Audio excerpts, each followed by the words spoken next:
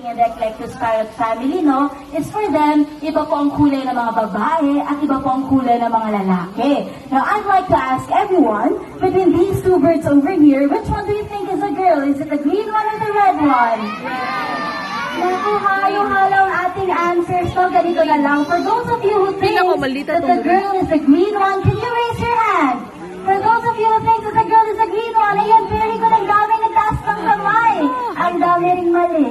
Because actually, in the eclectus parrot family, the red ones are the girls and the green ones are the boys.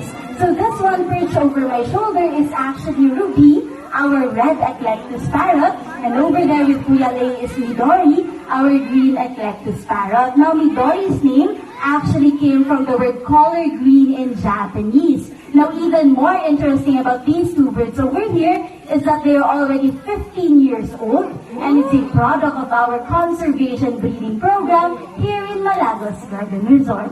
That's it for Midori for today. Can everybody please say bye, Midori? Bye, Midori!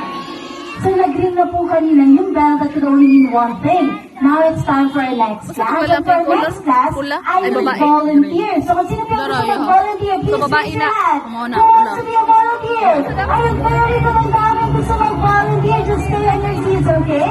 Now, for those of you who want to be a volunteer for today, for our financial management class, I need volunteers specifically with extra money. So, sino yung volunteers with extra money? Naku, pinababa ang mga kamay.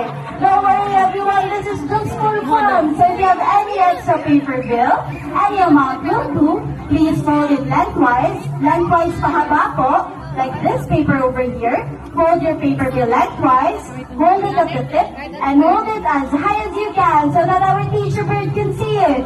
Once again, if you have any extra paper bill, any amount will do, please fold it lengthwise. Pahaba po in the middle, hold it at the tip, and hold it as high as you can. Sige nga, how many brave volunteers do I have? I have 1, 2, 3, 4. A lot brave volunteers on this side and even more volunteers on this side. Very good. So for all of my volunteers, I need you all to stand up. Tayo po tayo. For our volunteers, I need you to stand up. Stand up tayo. Ayan, very good. Hold your paper bill as high as you can para makita na ating teacher bird. Very good. Now for all of my volunteers, I need you to remember, okay? Don't hold on too tightly to your paper bill so that our teacher birds can do something about it. Now, I'd like to ask students of the Malagos Bird School, are you ready to meet your next teacher bird?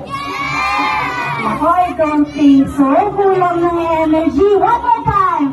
Students of the Malagos Bird School, are you ready to meet your next teacher bird? Very good, and we are ready as well. So ladies and gentlemen, happy welcome, Waki and Wako! We have Waki over there with 100 peso bill, and Wako with another 100 peso bill. Now, para sa mga volunteers na tinataas ang 50 and 20 peso bill, pababa na raw po. Ayaw raw po na ating teacher birds na, no? Hindi biro lang, no? Unfortunately, everybody, we only have 2 teacher birds. So for our volunteers, pwede na po tayong maupo. Palakpakan naman for our brave volunteers, and of course for our teacher birds over here. Now I'd like to ask, whose money ito nakuha ni Waki and Wako? Kaninong pera po ito?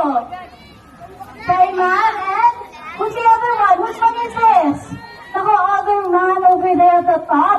Tingnan nyo raw ang gagawin ni Waki at Wako sa perang nakuha nila.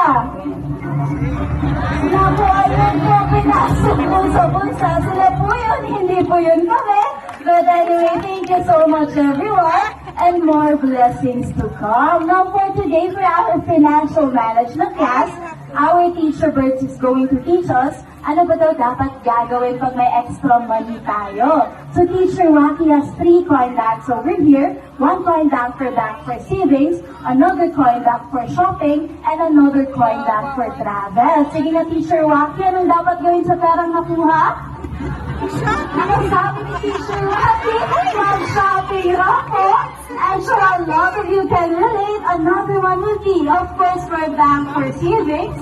The next one would be, sige nga, anong gagawin na dyan, Waki? Of course, for travel. And the last one, we have another coin over here. for travel ulit. Good job mo, ladies and gentlemen. What Teacher Waki wants to share to you, no, is that it's okay to indulge ourselves once in a while. Mag-travel, mag-food trip, mag-shopping. There's really